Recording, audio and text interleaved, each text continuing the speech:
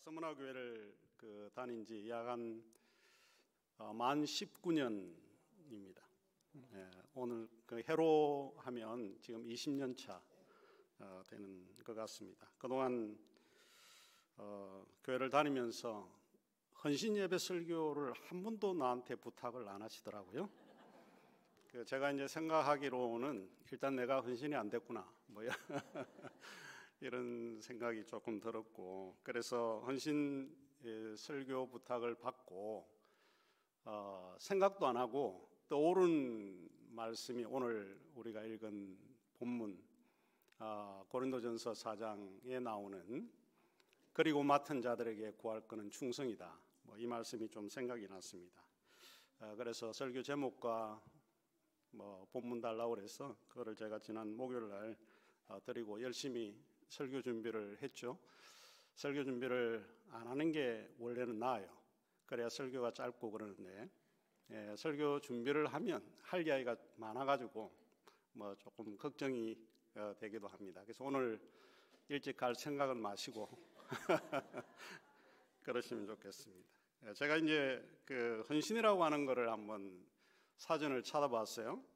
헌신이라는 사전을 찾아보니까 그 사전적인 의미는 이렇게 돼 있더라고요. 몸과 마음을 바쳐 있는 힘을 다하는 것, 이렇게 정의를 내리고 있습니다. 그래서 사전적인 의미에서 보자면 헌신은 굉장히 어렵구나, 이런 생각을 했어요. 몸과 마음을 바치고 힘을 다하는 건데 이게 쉽지 않겠다, 이런 생각을 했습니다. 그래서 오늘날 이 같은 헌신된 사람을 찾기가 쉽지는 않을 것 같다는 그런 생각을 했죠.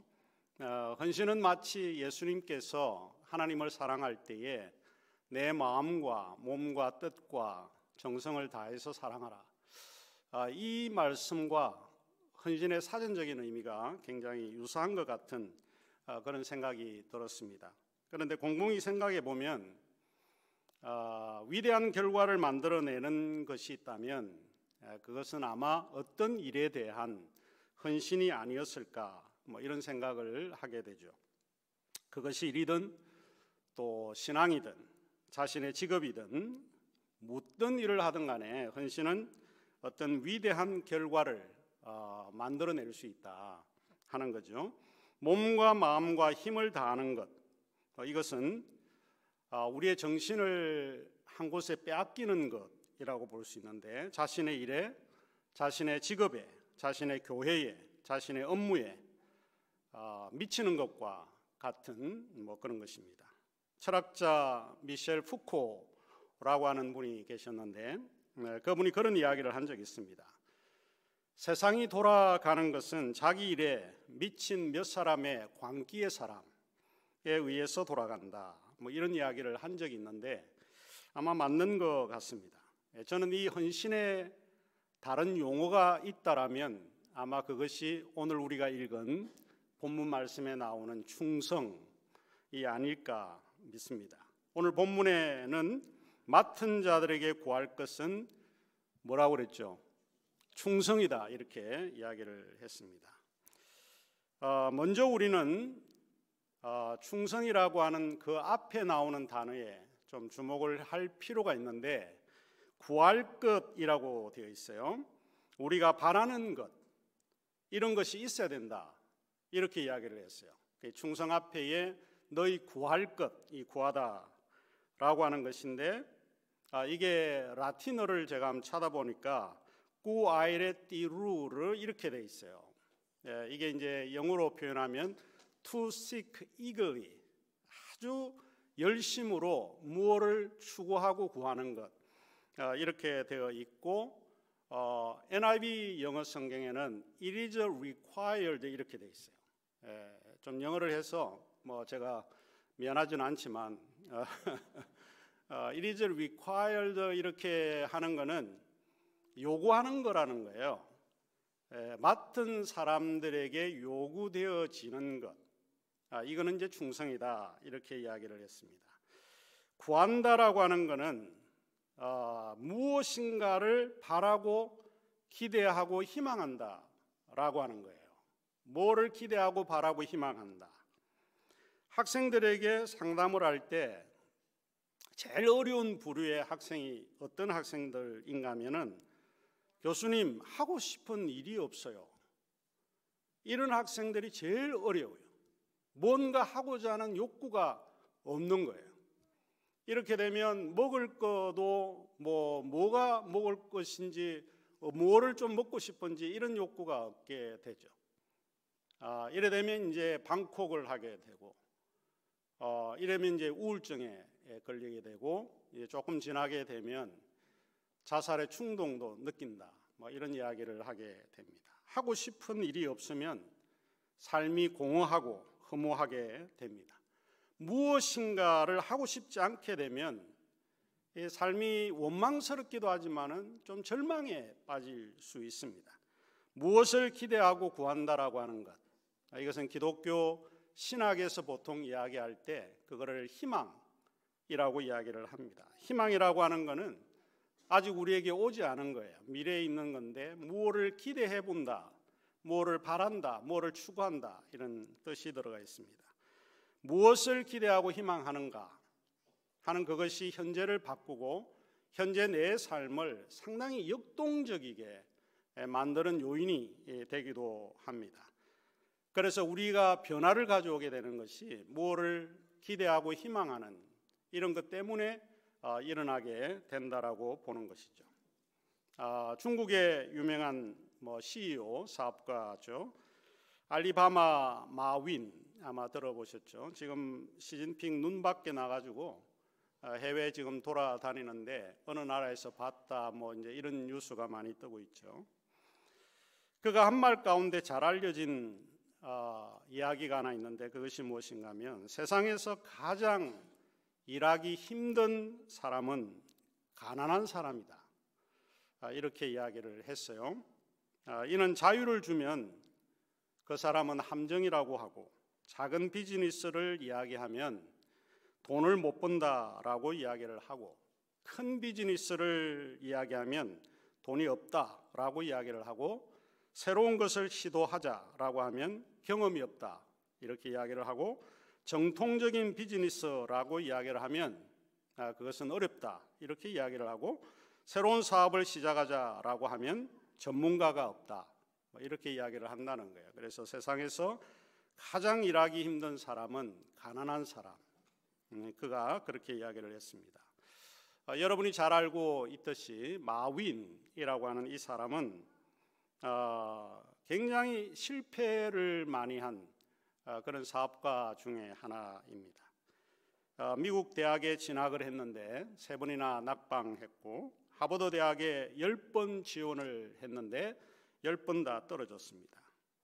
직장을 30군데 지원을 했는데 다 거절을 당한 사람이죠. KFC, 켄터키 프라이드 치킨에 입사하기 위해서 지원을 했는데 24명 지원에 23명이 합격을 했어요. 그리고 1명이 떨어졌는데 그 떨어진 사람이 마윈입니다. 그런데 그의 성공 법칙 가운데 첫 번째가 무엇인가 하면 거절에 익숙해져라 하는 거예요. 이 말이 갖는 전제는 무엇인가 하면 내가 떨어져도 포기하지 않는다는 거예요. 뭔가 한다는 거예요. 뭐를 바라고 뭔가 시도해 보겠다라고 하는 그런 거예요. 뭐를 바라고 기대하는 마음이 그에게는 있다. 그래서 그가 성공했다 이렇게 이야기를 했습니다. 실존주의 철학자 키르케고르라고 하는 이런 사람은 절망은 죄라고 했습니다. 무엇을 기대하지 않고 바라지 않게 되면 인간은 절망하게 된다라고 이야기를 합니다. 절망은 뭔가 하면 일을 하지 않는 거예요. 포기하는 거예요. 모든 것을 내팽개치면 된다는 것입니다. 예수님이 공생애를 하시면서 많은 병자들을 고치신 거 우리가 잘 알고 있습니다. 지난 여름에 우리 대학원 학생들하고 졸업여행을 이스라엘을 다녀왔습니다. 2주 동안 다녀왔는데 지금 현재 우리 교회에 일하시는 정윤재 우리 전도사님과 사모님이 그때 졸업여행에 함께 동행을 했습니다. 그때 우리가 이제 갔다 온 곳이 베다니 베데스다라고 하는 곳을 우리가 방문한 적이 있습니다. 그곳은 굉장히 유명한 곳이죠. 38년 된 병자를 고친 그곳이 바로 베다스데입니다. 실제 가보니까 연못이 굉장히 아주 깊게 되어 있고 또 넓게 되어 있더라고요. 그 당시도 그렇게 됐는지는 모르겠지만은 요한복음 5장에 보면 38년 된 병자에게 주님이 이렇게 질문을 했습니다. 그게 무엇인가 하면 네가 낫고자 하느냐? 네가 낫고자 하느냐? 정말 너가 낫고자 하는 욕구가 있는가? 너는 정말 그런 바람이 있는가? 흥미로운 사실입니다. 네가 원하는 게 있는가? 그런 거예요. 네가 원하는 게 있는가? 그러한 갈망과 욕구가 있느냐? 이게 예수님께서 물으신 거예요. 하나님의 선물은 아무런 수고를 하지 않는 사람에게 주어지지는 않습니다. 실패를 해도 뭔가 기대하고 바라는 게 있어야 한다는 것입니다. 우리가 마태복음 11장 28절에 보면 예수님께서 사람들을 초대하시는 문구가 나오는데 수고하고 무거운 짐진 자들아 다 내게로 오라라고 이야기했을 때 수고하는 사람을 초대하셨어요. 수고한다라고 하는 것은 일한다는 뜻이에요. 노력한다는 뜻이죠.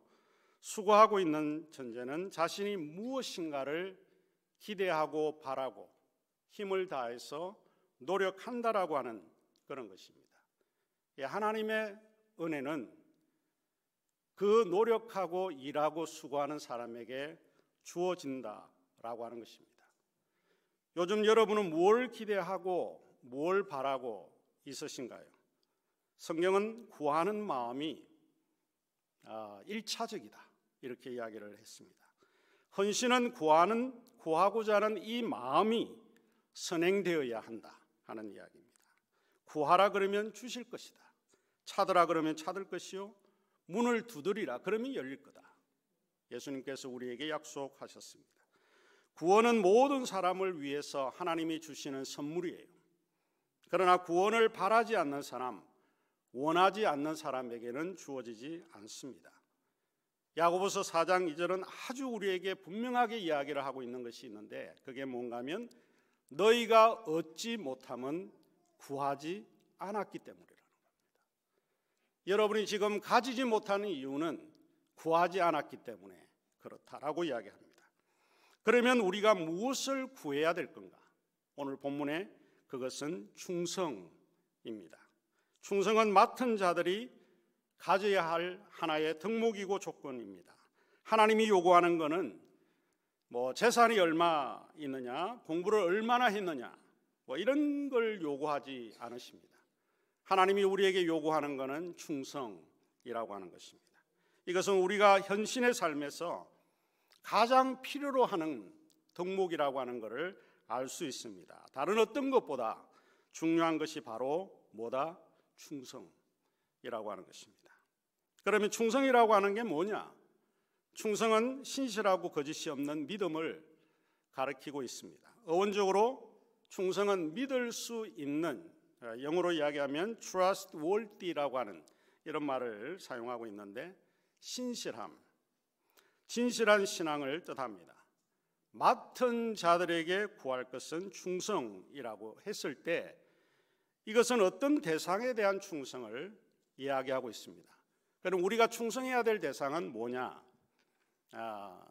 이게 이제 제가 세 가지로 좀 준비를 해서 설교가 길 것 같다는 생각이 좀 드는 거예요. 첫째로 우리는 하나님에 대하여 충성해야 합니다. 우리는 그리스도의 일꾼이요 하나님의 비밀을 맡은 자들이다. 이렇게 이야기를 했습니다. 너무 멋진 표현이라고 볼 수 있습니다. 맡은 자라고 이야기할 때 원래 이 성경의 의미는 집을 지키는 자라는 뜻입니다. 간단히 말해서 집을 지키는 자를 우리는 뭐라고 이야기를 하는가 하면 청지기라고 이야기를 합니다. 청지기라고 하는 것은 전적으로 주인의 뜻을 받아 주인의 재산과 사람을 관리하는 직책, 직분, 이것이 바로 청지기입니다. 그러면 청지기가 해야 할 일이 뭔가? 분명하죠. 이거는 우선 청지기는 자신의 뜻대로 무엇을 하는 사람이 아니라는 겁니다. 청지기는 주인의 뜻에 따라서 선택하고 결정하는 그런 류의 사람입니다. 주인의 뜻에 따라 살아가는 사람, 이런 사람이 청지기입니다. 우리 장로님들은 바로 청지기입니다. 하나님의 뜻에 따라 살아가는 사람들입니다. 주님이 원하시는 거에 순종하는 사람들입니다. 그래서 맡은 자들은 자신의 의지나 뜻이 중요한 것이 아니라 하나님의 의지와 하나님의 뜻이 더 중요하다라고 하는 것, 이거를 기억하시면 좋겠습니다. 특히 장로님들은 하나님의 뜻을 구하고 갈망하셔야 합니다. 교회 안에서 여러분이 하나님의 뜻이 무엇인지 갈망하는 사람, 이런 사람들이 장로님들이 되셔야 합니다. 내 뜻을 관찰시키는 것이 아니고 내 뜻이 하나님의 뜻에 맞는지를 여러분이 살피셔야 한다는 것입니다. 우리 주기도문에도 이제 그런 이야기가 나오고는 있는데, 내 뜻대로 마옵시고 아버지의 뜻대로 되기를 원한다. 그래서 하나님의 뜻, 이거를 찾아가야만 하는 것입니다. 종교개혁자, 제가 설교 준비를 많이 했다는 게 표시나죠. 종교개혁자 잔 칼빈이라는 분은 그의 유명한 기독교 강요 1장 첫 문장에 뭐라고 이야기를 하는가 하면, 자신을 알지 못하고는 하나님을 알지 못한다. 그리고 그 다음에는 하나님을 알지 못하고는 자신을 알지 못한다. 굉장히 어렵게 이렇게 문장을 썼는데, 이것이 가지고 있는 의미는 그런 거예요. 우리가 믿고 있는 하나님은 창조주 하나님, 이 세계를 주관하는 하나님이시고 우리는 그의 피조물이라는 거예요. 우리의 모든 행동, 생각, 사고, 이런 모든 것들은 하나님의 뜻을 따라야 한다, 이런 뜻입니다. 이 세상은 우리가 주인이 아니고 하나님이 주인이시다, 이런 것을 고백하는 그 이야기입니다. 신앙의 절대적인 기준은 내가 아니라 하나님이십니다. 우리가 이것을 기억해야 합니다. 무슨 일을 하든 우리의 절대적인 기준은 내가 아니고 하나님이십니다. 장로라는 직분을 주신 이는 물론 교회에서 인정하고 승인을 하지만 하나님이 주신 것입니다. 우리가 이 일을 감당하는 이유는 하나님이 주셨기 때문에 내가 이 일을 감당한다라고 하는 확신을 가지셔야 합니다. 장로라는 직분을 소홀히 하지 않으시기를 바랍니다. 하나님이 여러분에게 맡겨주신 이 믿음대로 여러분이 행하시기를 바랍니다. 둘째로 우리가 충성해야 할 것은 교회입니다. 교회. 우리는 교회에 대해 충성해야 하는데, 그러면 교회라고 하는 것은 뭔가 많이 들어본 용어죠. 헬라어에는 에클레시아라고 하는 그런 건데, 에크라고 하는 것은 프롬이라고 하는 뜻이에요. 뭐로부터 불러왔다라고 할 때 에클레시아, 불러냄을 받은 무리, 이런 거를 우리가 이제 교회라고 이야기를 하죠. 교회는 세상으로부터 불러냄을 받은 구원받은 사람들, 구원받은 무리들, 이게 교회입니다. 교회 안에는 다양한 사람들이 있습니다. 똑같은 사람들이 모이는 곳이 아니에요. 다양한 사람들이 모였기 때문에 생각이 다르고 또 모든 게 획일적이지 않다라고 하는 것이죠. 삶이 다르고 환경이 다르고 교육도 다르고 생각하는 게 다 다른 그런 것이 이제 교회 안에 있습니다. 교회는 그래서 다양성 속에 있는 통일성, Unity in Diversity, 이렇게 이제 신학적으로 표현을 하는 곳인데, 교회 안에는 여러 지체들이 있습니다. 그런데 교회는 모든 사람에게 차별이 없다라고 하는 것이 하나의 특징입니다. 교회는 교육 많이 받은 사람을 존경해주고 그러지 않습니다. 교회는 높은 사람, 낮은 사람, 같은 계층, 그런 것이 이제 존재하지 않습니다. 제 친구 하나가 오늘 아침에도 우리 목사님이 군대 이야기를 하셨는데, 만나면 제게 군대 이야기를 합니다. 그리고 사단장이 이제 투스타였다고 그러는데, 자기는 원래 교회를 안 다녔는데 사단장의 그 위로를 받기 위해서 교회를 간다는 거예요. 사단장이 아마 장로님이셨는데 그래서 주보를 나눠주면서 자기를 너무 좋아하고 반겨주더라. 그래서 교회 가는 것이 즐거웠다. 이 교회라고 하는 것은 이런 높고 낮음 이런 게 존재하지 않아요. 차별이 존재하지 않습니다. 장로님은 서열이 아닙니다. 장로는 직분입니다. 우리가 알듯이 직분이 주어지는 것은 그리스도의 몸을 세우기 위함입니다. 내 자신을 교회 안에서 드러내기 위해 주어진 것이 아니고 교회를 세우기 위해서 장로 제도가 있는 것입니다. 교회를 섬기기 위해서 주어진 것입니다. 장로의 직분은 섬김을 받는 자리가 아니라 섬기는 자리여야 합니다. 하지만 장로교회의 장로를 창시한 사람이 잔 칼빈이에요. 장로교회의 잔 칼빈. 그런데 그가 원하는 것은 교회의 연합을 강조를 했는데 장로교회만큼 연합이 안 되는 교회가 또 없어요. 참 아이러니한 거죠. 그의 뜻대로 연합을 이루지 못하는 것이 장로교회인데 어쨌든 우리는 교회에 충성해야 합니다. 최근 장로교회의 장로 문제에 대해서 고민이 많다라고 하는 그런 기사를 제가 본 적이 있는데 이는 교회 안팎에 장로와 연관해서 계급화 또 권력화 벌인 장로들의 모습을 많이 보고 있기 때문이라고 합니다. 장로란 원래가 사회적 지위와 학벌이 높고 또 돈도 어느 정도 있어야 된다라고 합니다. 그런데 한국 장로 교회들은 크게 두 가지를 이야기하고 있는데 하나는 사회적인 무리를 일으키고 있는 장로가 있다고 하고 또 하나는 교회 안에서 유세 부리는 장로가 있다고 합니다. 우리 교회는 있죠? 없습니까? 예, 죄송합니다. 제가 괜히 잘못된 질문을 했네요. 왜 그러나 교회는 이런 것이 없어야 된다. 이유는 하나입니다. 교회의 머리는 누굴까요? 예수 그리스도이십니다. 이는 장로의 직분을 계급화 내지 서열화로 이해하기 때문에 문제가 생기는 것이죠. 성경은 장로의 직분은 교회를 위해 충성하고 섬기기 위해 주어졌다라고 이야기를 합니다. 교회의 머리는 예수 그리스도이십니다. 어느 누구도 교회의 머리가 될 수 없습니다. 교회의 머리는 목사님도 장로님도 집사님도 아니라 예수 그리스도가 교회의 머리이십니다. 교회 역사에서 가장 다루기 힘든 부분이 교회론이에요. 그 중에도 교회는 누구 것이냐? 교회는 누구의 것입니까? 교회는 여러분의 것이 아니고 장로들의 것이 아니라 그리스도의 것입니다. 교회는 우리의 것이 아닙니다. 교회는 사당화할 수 없는 그런 곳이기도 합니다. 교회는 굉장히 아름다운 곳입니다.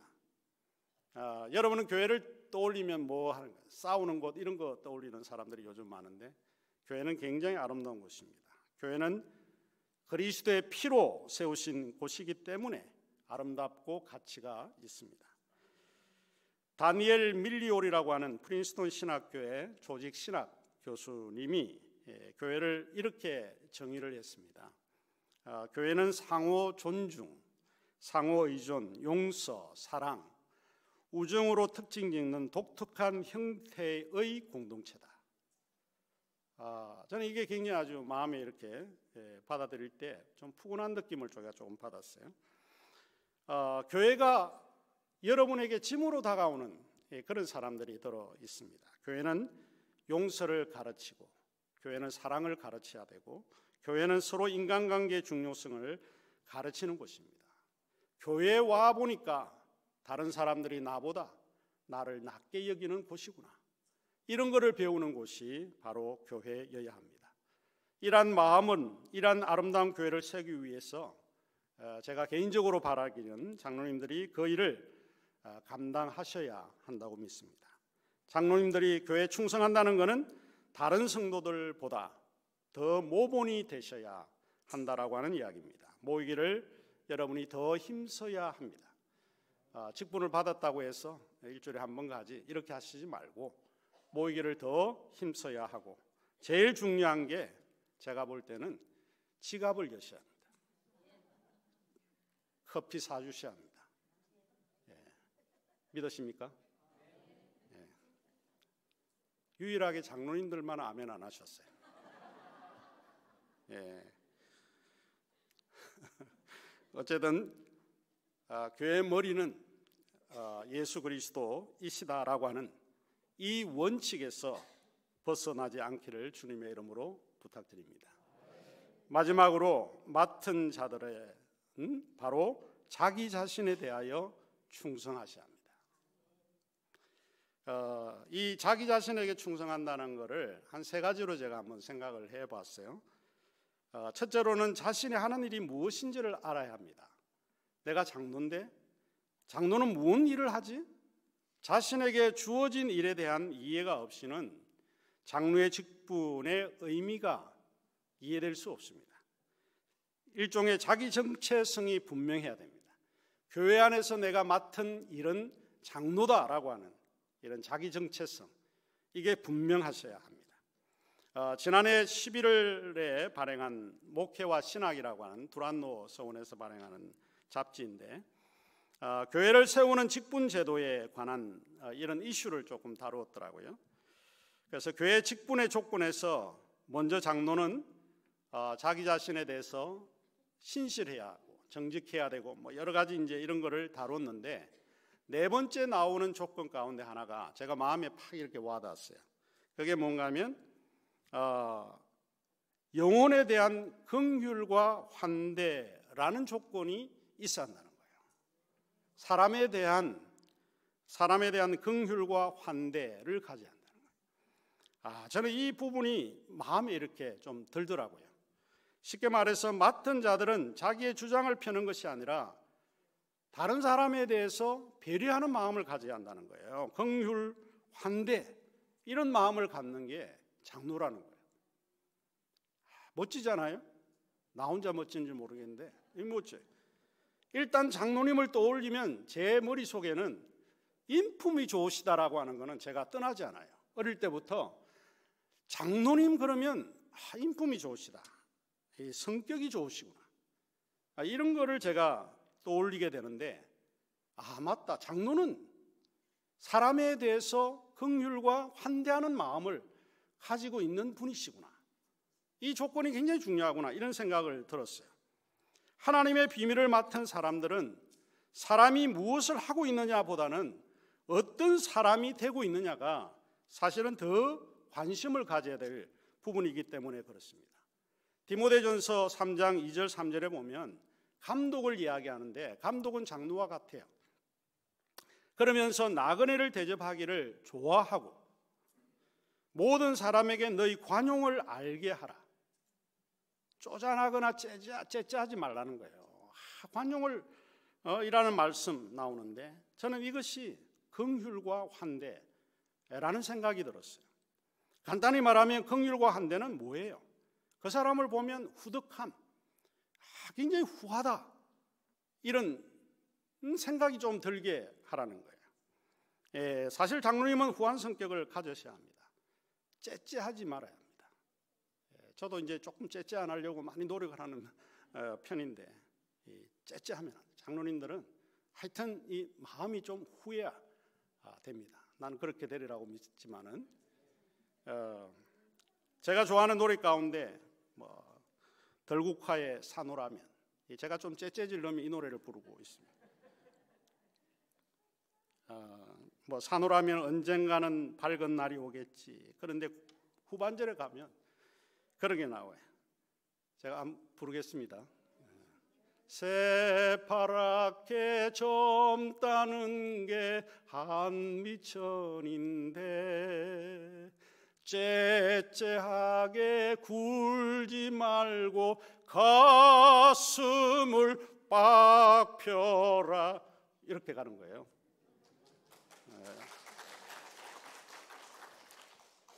제가 째째지면 이 노래를 조금 가슴을 쫙 펴고, 그죠? 장로님들 생각하면 참 삶이 팍팍하고 여유가 없을 수 있습니다. 그러나 가슴을 좀 펴시기를 바랍니다. 목사님께서 제게 헌신예배 설교자라고 장로에서 이제 받았다고 나한테 전달을 하시면서 하신 말씀이 있어요. 우리 교회는 남자들이 길을 못 편다. 오늘 보니까 안 그런 것 같은데. 그래서 좀 기 좀 살려주라. 뭐 이렇게 우리 배 목사님이 제게 부탁을 조금 하셨어요. 장로님들 뭐 장로라는 직분을 맡으셔서 교회에서 모본도 보유하고 열심을 누구보다 더 내셔야 하고 아마 힘드실 거라고 생각을 합니다. 그러나 가슴을 펴고 교회 안에서 당당하게 하나님께서 여러분에게 주신 이 장로의 직분을 감당하시기를 바랍니다. 그리고 자신에게 충성한다는 이 의미는 오늘 본문에서 보면 판단의 자리에 있지 않아야 한다라고 말씀하십니다. 여러분이 알다시피 고린도 교회는 굉장히 분당으로 인해 서로 간에 판단이 난무한 그런 교회였어요. 어떤 사람은 아볼로파, 어떤 사람은 바울파, 나는 이것도 아니고 저것도 아니고 나는 그리스도파야, 뭐 이렇게 서로 분쟁이 있던 교회가 고린도 교회입니다. 어떤 사람이 이 분당 때문에 서로 이 욕도 하고 비난도 하고 그러죠. 이런 분쟁 가운데 있던 교회. 바울은 오늘 본문 3절에서 보면 너에게나 다른 사람에게나 판단받는 것이 내게는 매우 작은 일이라. 이 남들이 바울 자신을 판단하고 있지만 내게는 작다는 거예요. 내 개의치 않는다 이런 뜻입니다. 그리고 나도 내 자신을 내가 스스로 판단하지 않는다 이렇게 언급을 해요. 말하자면 사람들이 자기에 대해서 판단하는 거 별로 이렇게 내가 신경 쓰는 사람이 아니다. 그러면서 그가 하는 말이 그거예요. 나를 판단하실 이는 하나님이시다 라고 말씀하시는데 5절에 보면 주께서 오시기까지 아무것도 판단하지 말라. 중요한 말씀입니다. 판단은 하나님이 하십니다.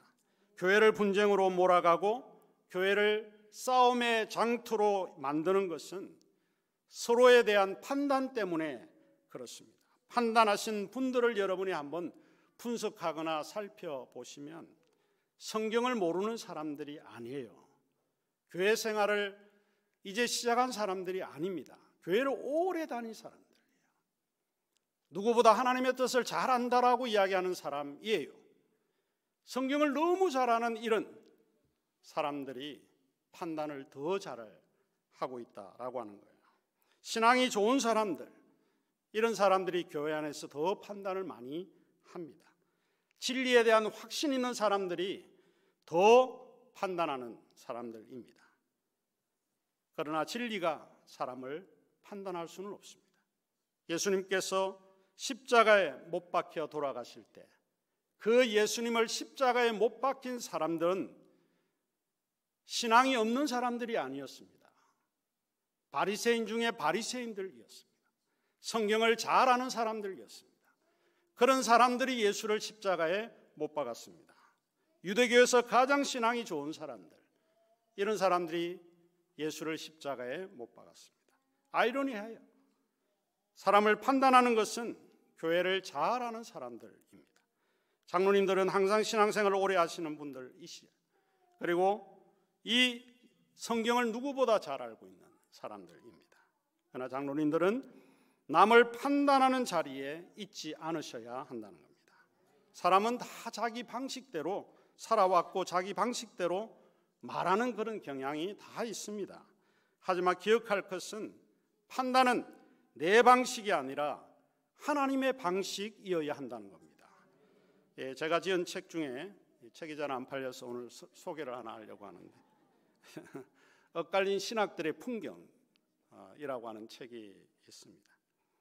제가 그 책을 통해서 하나의 메시지를 좀 전달하려고 했는데 그 메시지가 그거였습니다. 우리는 진리의 판단자가 아니라 진리의 증언자다는 거예요. 우리는 진리의 판단자가 아닙니다. 사도 바울은 로마서 14장 1절 이하에 보면 다음과 같은 중요한 말씀을 하고 있습니다.